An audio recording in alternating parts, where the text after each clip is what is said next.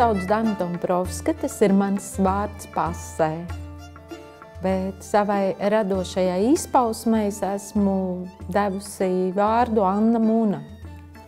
Anna ir manas vecvecmāmiņas vārds, arī mans kristītais vārds. Un Muna ir mana bijusī kaķene, kura bija tā kā trīsreizējs. Un kopā sanāca šī te Anna Muna. Vārda Muna tulkojums ir overflowing spring, tas ir pāri plūstošs pavasaris. Ir tas teiciens, acis darba izbijās, rokas darba nebijās.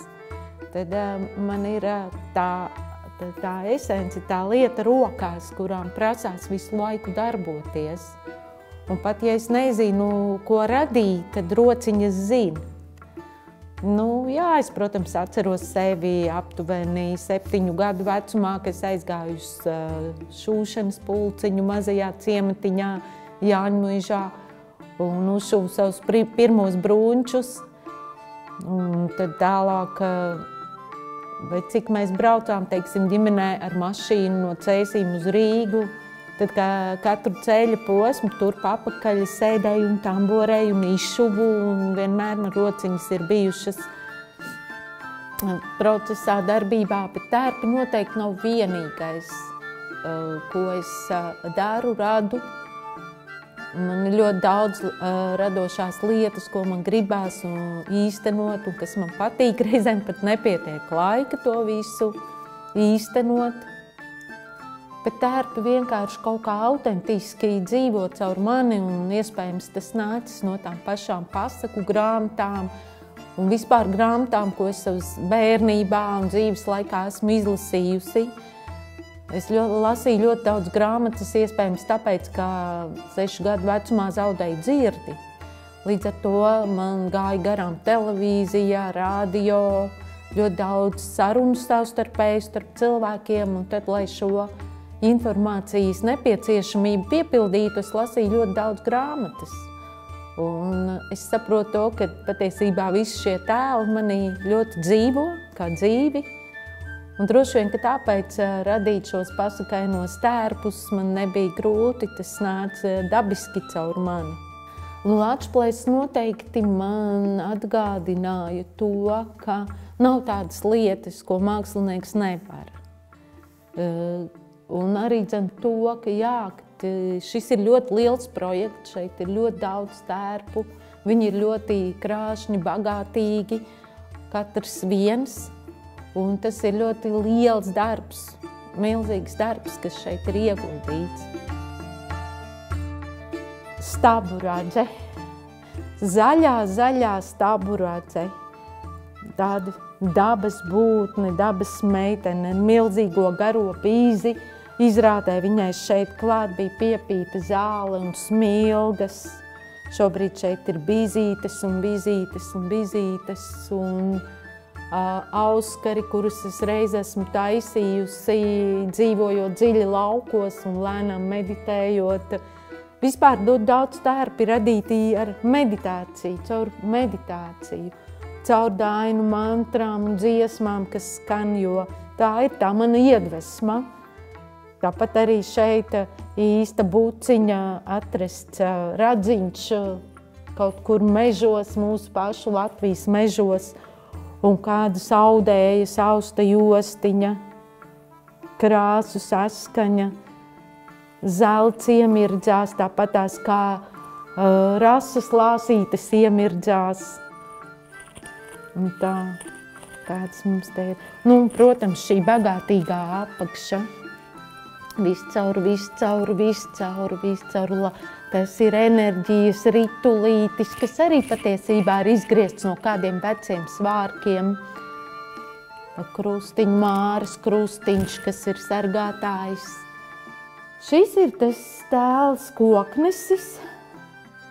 Koknesis ar visu koku, kas ir īsts koks no Latvijas mežiem, kurā es esmu iespēlējusies ar lentītēm un bantītēm un zeltiņu un ādiņu. tāds šamanisks. Koknesis ir šamanisks vīrs. Viņš ir vīrs no zemes, saudzis ar zemi, viņam ir ducītis pie jostas, viņam ir mūsu pašu Baltijas jūras krastā atrasts kociņš, kas līdzinās ērglim ar kristālu atstiņu, un kaklā viņam ir mūsu jūras izskalotie akmentiņi jau ar caurumiņiem, to sauc par laimes akmentiņiem. Man roku sapītī, striķītī un neslaimīti. Šeit ir brīnišķīgs apmetnis, kurš ir radīts no vienkārši vecas, īstas vilnas segas. Šo apmetni var noņemt un paklāt uz zemes, uz kuras apgulties, un varbūt, ja mežā pie ugunskura nākas arī nosnaucties, ar viņu apsekties. Te ir ļoti daudz ijas un veci audumu gabaliņi, kas ir kopā stiķēti kā tāds apmetnis, jo man negribējās iekļaut šajā ekspozīcijā dzīvnieku ādes, kā žokus, jo es mīlu dzīvniekus, un man šķiet, ka mēs varam savādākā veidā sildīties, mums nav obligāti jāņem dzīvnieki priekš tam. Te ir vienkārši kāju auti, koknesim ir no veca džempera nogrieztas rokas. Kāju auti ir tas apģērba detaļa, kas silda šīs vietas, potītes, patiesībā ir vietas, ko visvairāk vajag sildīt. Kad vīri iet uz mežu, viņiem liek šeit, un ap kājām mauču saucamos, jeb kāju vai roku autus. Tas nav vienkārši tāpat, lai rotātos, tas ir tāpēc, ka siltāk. Tas ir vietas, kuras jāsilda. Un tāds mums ir koknesis. Man bija bail, es nezināju, ko un kā. Es zināju tikai to, ka priekš manis tā ir pasaka. Tā ir pasaka, ka tas ir tāds avatārs. Ja?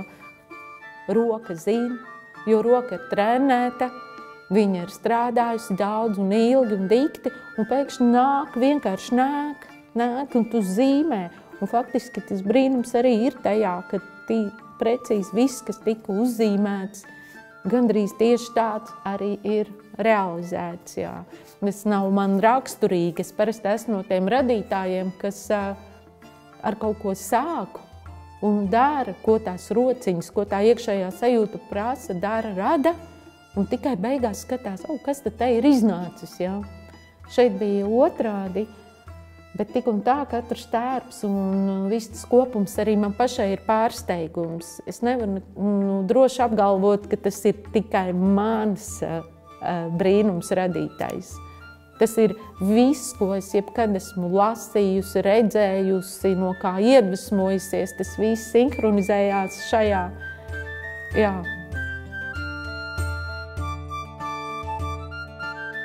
Tas ir lielvārdis. Tas ir lielvārdis, un lielvārdis ir tāds ļoti spēcīgs, pašapziņas pilns, tā kā cilts vadonis. Viņam ir stāja, viņam ir spēks, viņam ir ko teikt, un tāpēc viņam ir apmetnis līdz pat zemē. Līdz pat zemē ar brīnišķīgu muguru.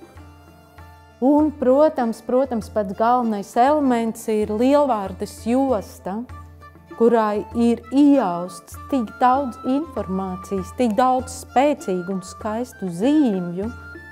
Arī es lieku un nesāju arī ikdienā, gan svētkos, tautiskās jostas. Un man ir dzimtas josta, kas ir lielvārdes josta, ko es nodošu mantojumā. Un, protams, ka lielvārds bez lielvārdes jostas nebūtu. Lielvārdim ir tāds kā uzsvārcis.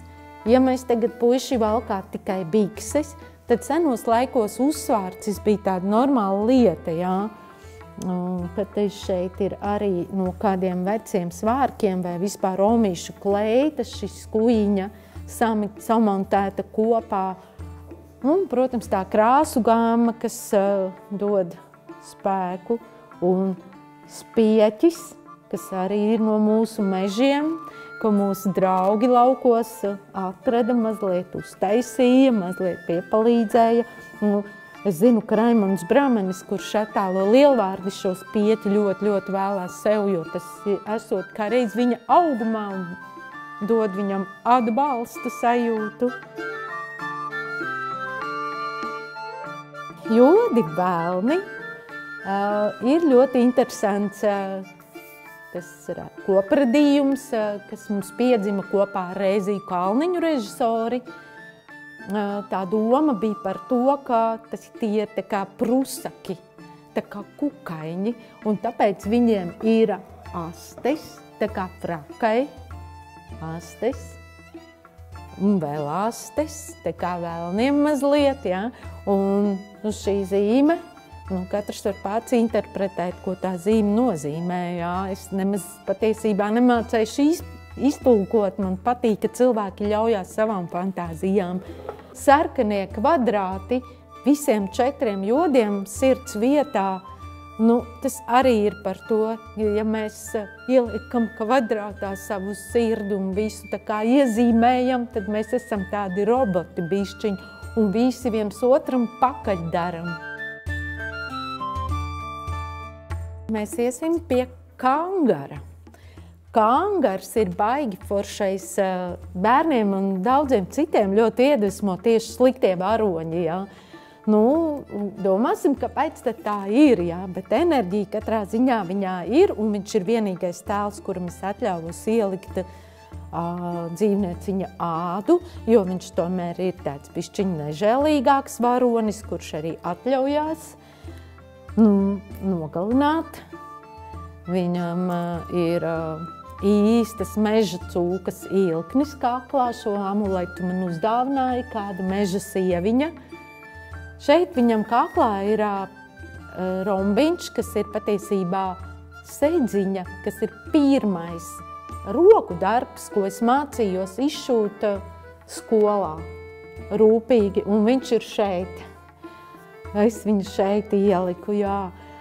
Josta, kas sajožlai spēks un apkakli, kas piedod to, ka viņš ir asais džeks, viņš nav tāds mājīgais, mīlīgais, viņam ir kaut kāds asums iekšā. Viņam ir vareni ādas zābaki līdz pat ceļgalam un vēl pāri sajosta ar aukliņām un tāpat tās ielāpi, kas arī piedod tādu garšu. Un šis ir mans mīļākais apmetnis. Un te ir laimas slotiņa visriņķī, kas palīdz attīrīt ceļu no visa liekā. Tāpat arī viņam ir roku auti, kas šī gadījumā ir vienkārši vecs sagriež džemperis. Bet vizuāli tas viss izskatās un šķēlumi un volāni un mugura. Ļoti skaista mugura. Man šķiet, ka tajā mugurā ir gan laimes slotiņas simbols, gan arī kaut kāds cīņas elements tāds. Viņš tomēr cīnās, viņš ar kaut ko un par kaut ko cīnās. Laimdotas tēls ir mans pašas mīļākais tēls. Ja es teiktu tā, ja es ietu kāzu tērpā kaut kur, ja man būtu jāvelk kāzu tērps, tad es vilktu kaut ko līdzīgu šim. Šī debesu zilā krāsa, kas pilnīgi dziedina dvēseli, kas nāk no Latvijas zilajām vasaras debesīm, kad tikai pavaroties zilās debesīs, nekas vairāk nav vajadzīgs, lai cilvēks jau izkust no šī krāsas prieka, no dziedinājuma. Laimdotai mugurā ir mans pats svarīgākais aksesuārs, kāds vispār man ir. Šī tautiskā blūze, baltā blūzīte, ir izšūta, kad man bija 16 gadi. Es mācījos Valmieras vaidzirdīgo skolā, un mums bija šādi rokdarbi. Katra šī mazā vīlīte, podziņa, caurumiņa, viss ir manām rociņām 16 gados darināts. Un redz, kā tā blūzīte stāvēja un gaidīja, un man vairāk neder, bet Beātei, Laimdotas lomas atveidotājai, šī blūze derēja kā uzlieta, un ārkārtīgi skaista, spēcīga, sievišķīga. Arī viņai ir josta, šoreiz ir vienkārši ar aukliņu, jo viņa nav lepna, viņa nav bagāta, viņa ir vienkārši laimdota. Laimdotai ir spogulīša apmetnī, kas atstaro gaismu un iemirdzās, un kakla rota, ko es esmu pinusi, sēžot dziļos laukos pie vecās pirtiņas, Gaiziņkalna pakājē, no zāles, no smilgām un mazliet zelta krāsiņu ievibrēta. Un tā pati tērpa apakša arī, kas ir ārkārtīgi grēzna, krāšņa. Vienu šādu svērku apakšmalu visātrākajā režīmā var radīt 3 dienās pilnās. Jā. Un tad ir laimdotas lāčplēsis. Un lāčplēsim ir pāris lietas, kas ir pašas svarīgākās. Viena no tām ir josta, vīru josta, zemes krāsās, kas piezemē, kas dod spēku stāvēt uz kājām pie zemes.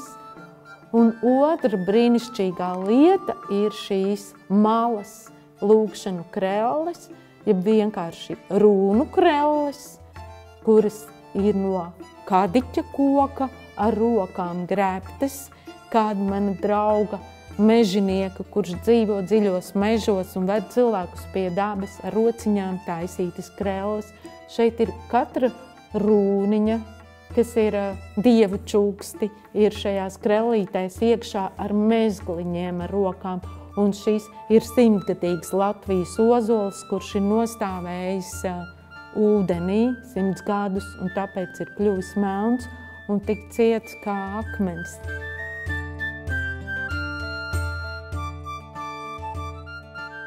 Šeit apakšā ir grāmata Andreja Pumpura Lāčplēsis, kas ir manas dzimtes dārgums, īstā Andreja Pumpura Lāčplēša grāmata.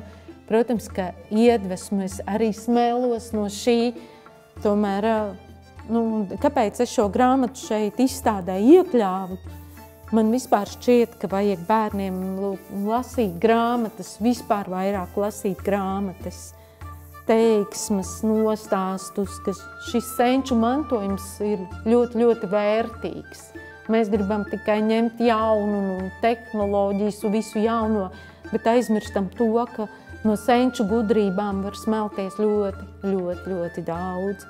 Šajā ekspozīcijā ir Latviju rotkaļa, kambara vārkaļa darbi, kas ir arī tā pati namējā proce, galvas rotes un citas.